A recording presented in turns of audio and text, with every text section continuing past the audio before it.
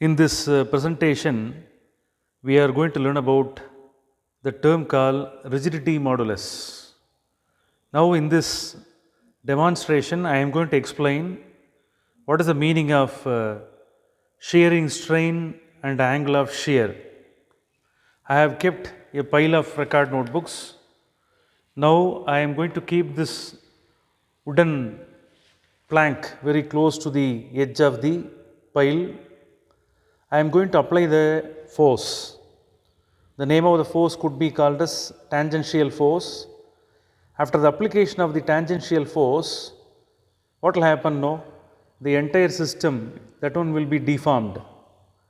Look at the deformation occurs in the pile of record notebooks.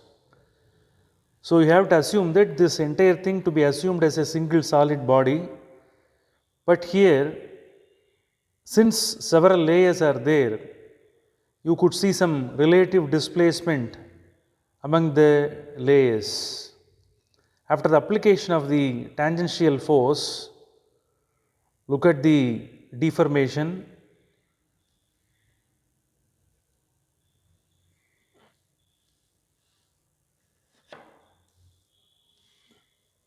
So, the deformation is seen by the relative displacement between the layers. Okay. So, here compared to the bottom layer, the relative displacement of the upper layers are more. Are you clear? So, this is the original position of all the notebooks. After the application of tangential force, these notebooks are slightly displaced from its original position. So, right from here up to this, the distance should be taken as x. This relative displacement is more in the case of the topmost notebook. Here the relative displacement is 0. The bottom layer notebook, they are not displaced, much displaced. So, this one should be taken as x. Right from here up to this vertical distance should be taken as h. From geometry, we can calculate the angle of shear. That angle of shear that is measured here, this angle is called theta. This is called angle of shear. So, from the geometry we can say that theta is equal to, this theta can be obtained by x by h. If this x is divided by h, you will get theta. Are you clear? So, the relative displacement in the case of bottom notebook is 0. More displacement is occurred here. So, on the whole the body is deformed. Its shape is completely altered. Here the shear is measured in terms of angle. This angle is called angle of shear.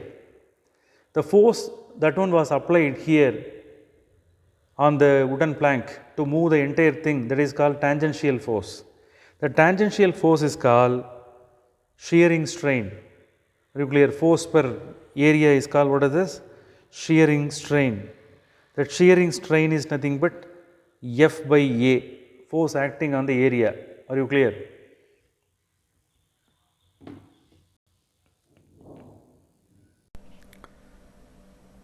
From the demonstration, it is clearly understood that the shearing stress that could be calculated by using two factors called tangential force and the area over which it is applied.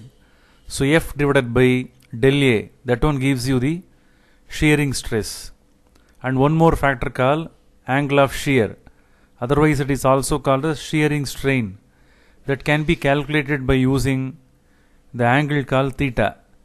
Theta can also be calculated by using the formula x by h. Theta is equal to x by h. Substitute the formula in the main formula, rigidity modulus formula. Eta r is a symbol for rigidity modulus. Sigma s divided by epsilon s, that is shearing stress divided by angle of shear. Shearing stress divided by angle of shear is equal to rigidity modulus. Substitute the factors from the previous two formulae. finally you will be getting F divided by del A into theta. So that is a final formula to calculate the rigidity modulus.